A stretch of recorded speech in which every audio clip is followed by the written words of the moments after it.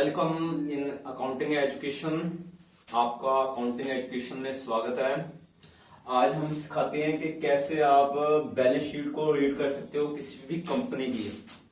देखिए, अगर आपने इंग्लिश को रीड करना है तो आपको उसके वर्ड्स कैसे बोलना है, स्पीक कैसे करना है, ये आना चाहिए। उसकी ग्रामर को आना चाहिए, उसके रूल्स रेगुलेशंस को आना चाहिए। अगर आपको हिंदी को रीड करना है तो उसके नियम आपको आने चाहिए, तभी आप अच्छी तरह से हिंदी या इंग्लिश बोल सकते हो।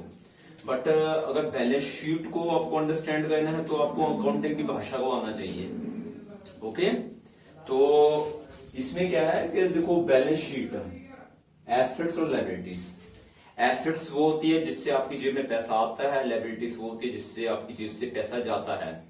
अगर आपके पास कोई एसेट्स है तो उसको लेने के लिए हमारे पास कोई लायबिलिटीज है।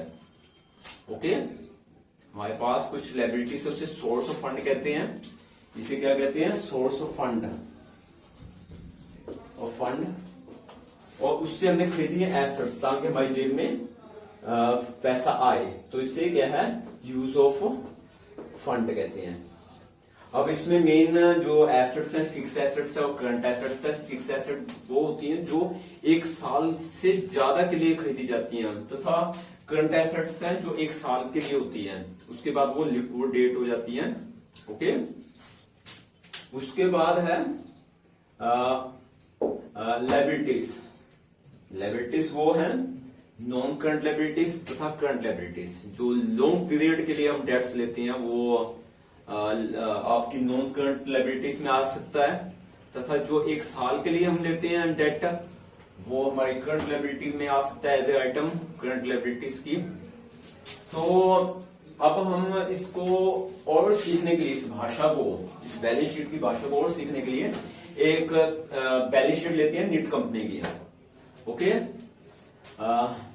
National institute of information technology company है, इंडिया में सर्व करती है, काम करती है। इसकी 31 मार्च 2021 की हम बैलेंस शीट देखते हैं। ये लिस्टेड कंपनी है। तो इसकी लायबिलिटीज शो कर रहे हैं हमारे पास 28 रुपए, share capital, reserve and surplus 1596 रुपए, करंट लायबिलिटीज 479 रुपए, अदर लायबिलिटीज 47 रुपए, 2150 रुपए इसका फंड बनता है। टोटल लायबिलिटीज का ये क्या है? Total liabilities. और हमारे पास एसेट्स हैं, फिक्स एसेट्स है 279 रुपए, करंट एसेट्स हैं 1771 रुपए, अदर एसेट्स हैं 100 रुपए, 2150 रुपए। दोनों 2150 और 2150 मेल खाते हैं। अब इसकी आइटम्स को हम कैलकुलेट करते हैं। यह शेयर कैपिटल 28 रुपए है क्या? इसका मतलब है कि कंपनी ने अपने आप को फॉर्म्ड किया एज ए कंपनी एक्ट और अपने शेयर्स, अपने हिस्से बेच दिए। मीन्स शेयर से बना है ना शेयर कैपिटल, कि मेरी जितना भी पूंजी है उसको मैंने 28 रुपए माना है तो उसके शेयर होल्डर हो गए। ओके, चाहे 10 रुपए का फेस वैल्यू 2 रुपए का है, तो शेयर होल्डर्स ने इसके शेयर्स खरीद लिए, वो मालिक हो गए इस कंपनी के, तथा उसको समय समय पे कंपनी डिविडेंड देती है। तो इनको जो पैसा देना है शेयर होल्डर्स को, तो वो 28 रुपए शेयर कैपिटल यहां शो किया है एज ए लायबिलिटी। कंपनी ने शेयर होल्डर्स को देना है, यानी उसका पैसा जो है जब कंपनी खत्म हो जाएगी तो वो उन शेयर होल्डर्स को दे देगी। रिजर्व एंड सरप्लस है 1596 रुपए। इसका मतलब ये कि कंपनी ने डिविडेंड दिया, कुछ पैसा मतलब मुनाफा कमाया, उसमें से कुछ पैसा तो डिविडेंड के रूप में शेयर होल्डर्स को चला गया, पेड हो गया, बट कुछ नहीं दिया अभी, तो उसको अपने पास रखा कि हमने अपने बिजनेस को ग्रोथ भी करना है। मीन्स जितनी 28 रुपए कैपिटल थी उससे काम नहीं चलेगा, उसके बाद जो जो प्रॉफिट है उसका कुछ हिस्सा रखेंगे, उससे बिजनेस को आगे बढ़ाएंगे।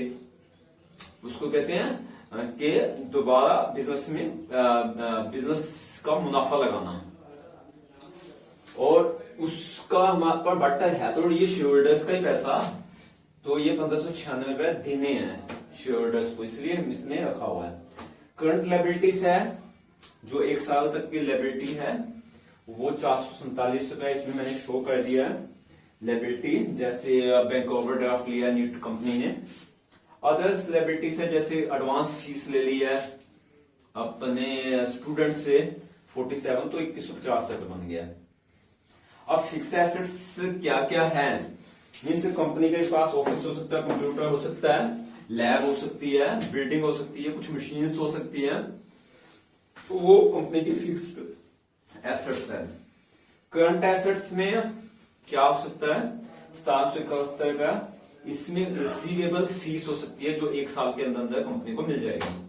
अदर्स भी हो सकती है, जैसे हम कह सकते हैं कि कोई एसेट जो लायबिलिटी है हमारे पास वो खत्म हो गई है, तो वो हमारी एसेट्स बन जाती है।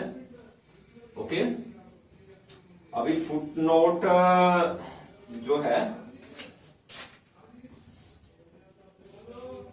यह हमें ये शो करता है कि इसकी क्या डिटेल है। मान लो कि हम करंट लायबिलिटी की बात करते हैं, तो मेरे मन में बहुत सारे क्वेश्चन आएंगे कि कितने व्यक्तियों को मैंने पे करना है करंट लायबिलिटी, कितने से करंट लायबिलिटी के रूप को शो करने के लिए जो डेट लिया है, तो इसकी डिटेल्स में होगी कि मिस्टर ए से लीड कंपनी ने शॉर्ट पीरियड का लोन लिया है जिसको इस डेट को पे करना है, तो वो सारी डिटेल इन एसेट्स और लायबिलिटी की फुटनोट में होती है जो कंपनी की एनुअल रिपोर्ट में शो होती है।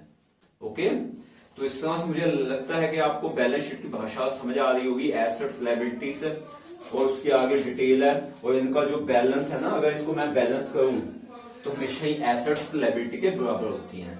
ओके, तो उम्मीद है यह वीडियो अच्छा लगा होगा आपको। अगर अच्छा लगा तो लाइक था, शेयर कीजिए, इस चैनल को सब्सक्राइब कर लीजिए। Thank you very much.